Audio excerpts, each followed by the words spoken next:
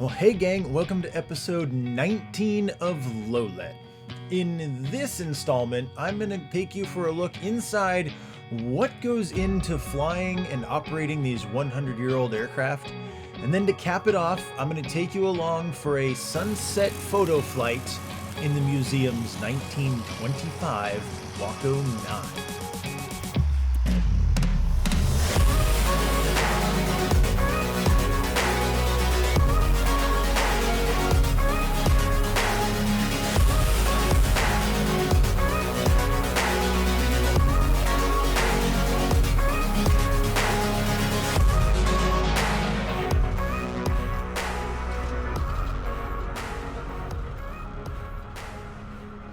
If you've been following this little YouTube channel for any amount of time now, you may already be aware that I was offered the opportunity to fly this very same Waco back in 2023. And on that particular occasion, as the museum's fly-in was winding down for the weekend, the winds were beginning to ramp up. And shortly after lifting off, I noticed that the flag at the museum was indicating gusts of nearly 20 knots. In the interest of preserving this airplane and keeping it safe, I cut my flight short and elected to get back on the ground as soon as possible.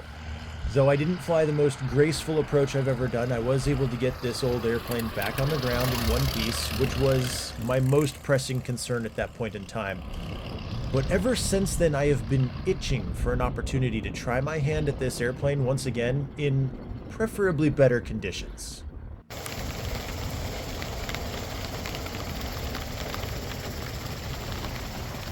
Having spent the last 2 years on display in the museum, this airplane was due for an annual inspection as part of the process of waking it up from that hibernation.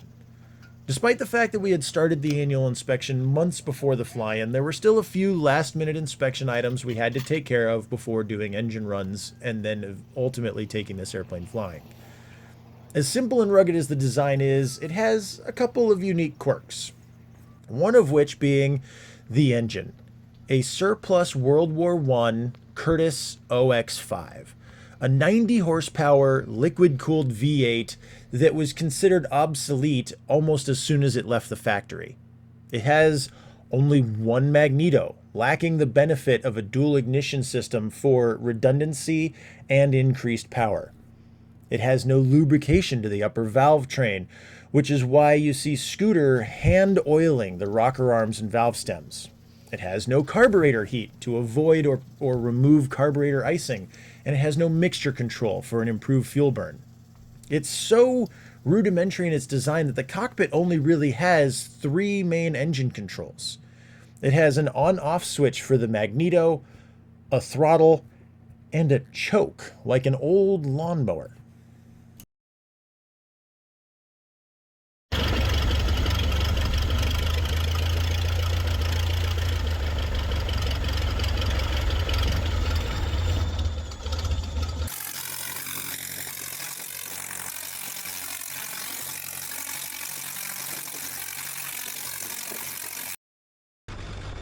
Once we were satisfied with the engine run-ups and everything that we could inspect on the ground, we towed this old airplane out to the end of the grass runway in Hoor River, and the museum's chief pilot, Robin, took the airplane back up into the sky for the first test flight in almost 2 years, giving it a nice shakedown to make sure that everything was back to operational expectations before handing it off to the other volunteer pilots to take their own turns at flying this rather special piece of aviation history. Unfortunately, on Robin's test flight, as he finished his first circuit around the airfield, he noticed that the engine was not making consistent power. While the RPM losses were intermittent and not enough to be picked up by the camera on the airplane or even really seen on the tachometer, it was still enough that he could feel it and hear it while he was in the machine. So, he cut his test flight short and brought the airplane back to the airport so that we could attempt to diagnose what was going on and see if we could figure out the cause of this intermittent stumbling of the engine.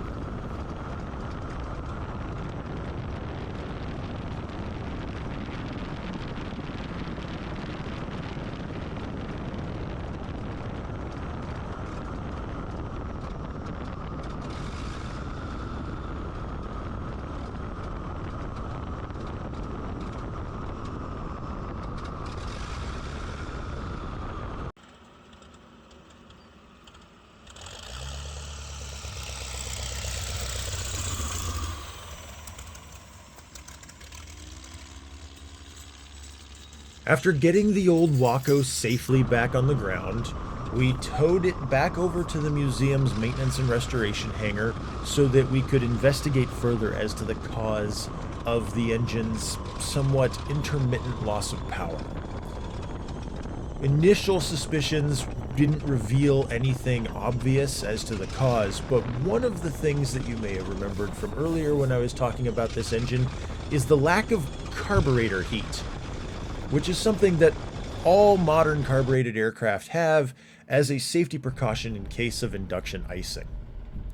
Because this airplane doesn't have carburetor heat, and on this test flight, the temperatures were fairly cool and the air was very humid, it didn't take long for us to arrive at the conclusion that most likely the cause of our issue was carburetor ice. We were unable to duplicate the issue doing engine runs on the ground, despite doing full RPM static runs.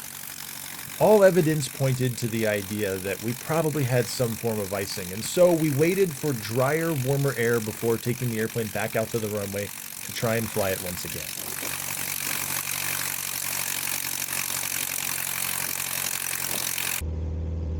Switch on. Switch on.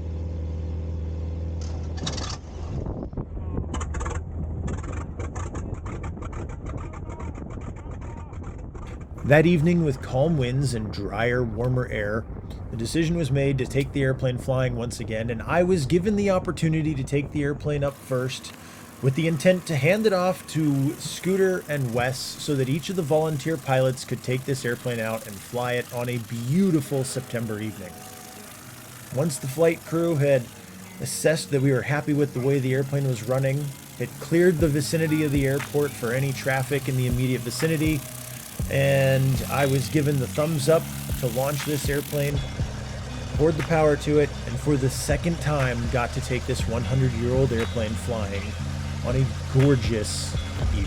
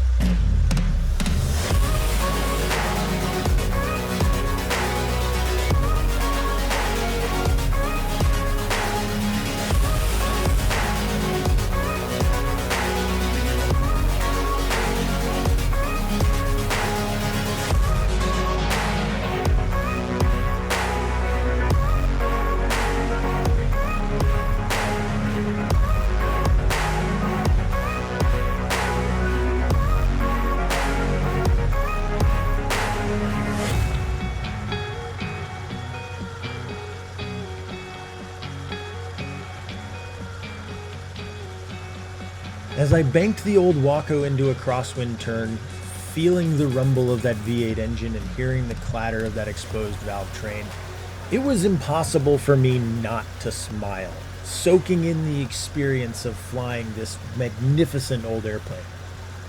As the oldest flying Waco in the world, I have to admit that this is quite possibly the single worst airplane I've ever flown. It's not very fast. It's not very powerful. The engine is a notoriously unreliable type. The flight controls, while very light and effective, are just a little bit sloppy, and the airplane is inherently unstable in flight. If you were to let go of the controls, the stick would just flop about somewhere in the cockpit, sending the airplane off in anyone's guess as to which direction. So you have to fly this airplane 100% of the time. But I think that symphony of imperfections is what makes this airplane such a delight to fly. It's one of the most pure and authentic flying experiences I think I've ever had.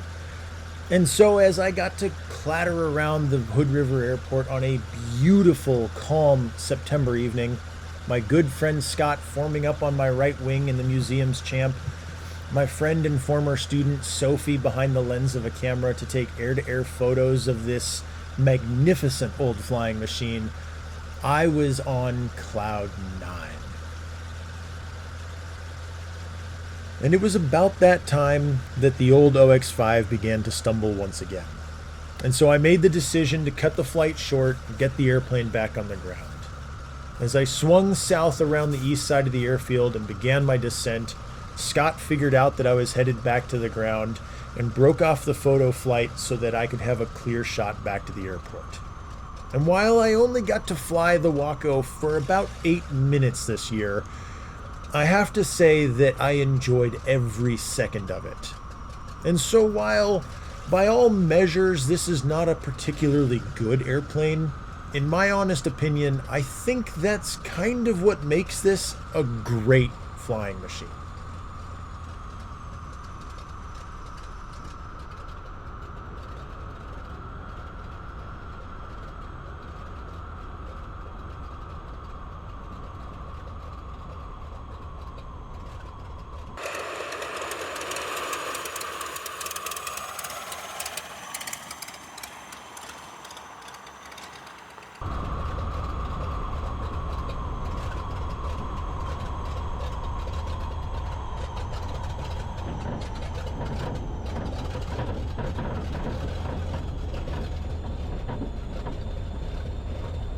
Once I had the airplane safely back on the ground and taxied clear of the runway, I explained to the gang what was going on.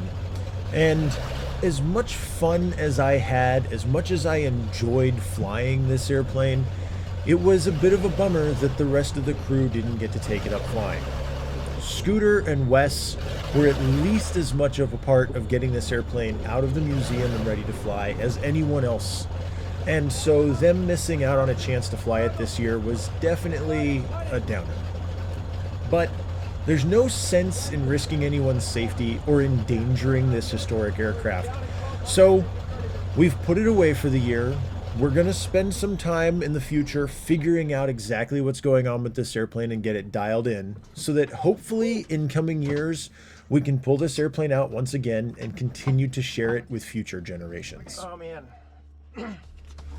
I mean, it's what it is. It's old airplanes, but well, thank you, Lars. Well, you know, sorry I broke the airplane, guys. So I'm not sure we should try again. Until we know exactly what's going on. Yeah. Mm-hmm. I'll second that.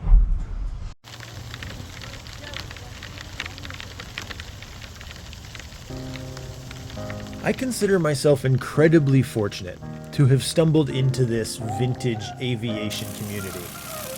I've had the opportunity to learn from some incredible pilots, and I've made a great deal of amazing friends along the way. I've also somehow found myself with the opportunity to fly some truly special aircraft. And as much as I enjoy every other element of my aviation adventure, I also really enjoy making these little videos and telling these stories. And so I hope if you've enjoyed this video, you'll consider supporting this little YouTube channel by subscribing or commenting on this video. And with that said, I'm going to sign off here, and I hope to see you all in the next one.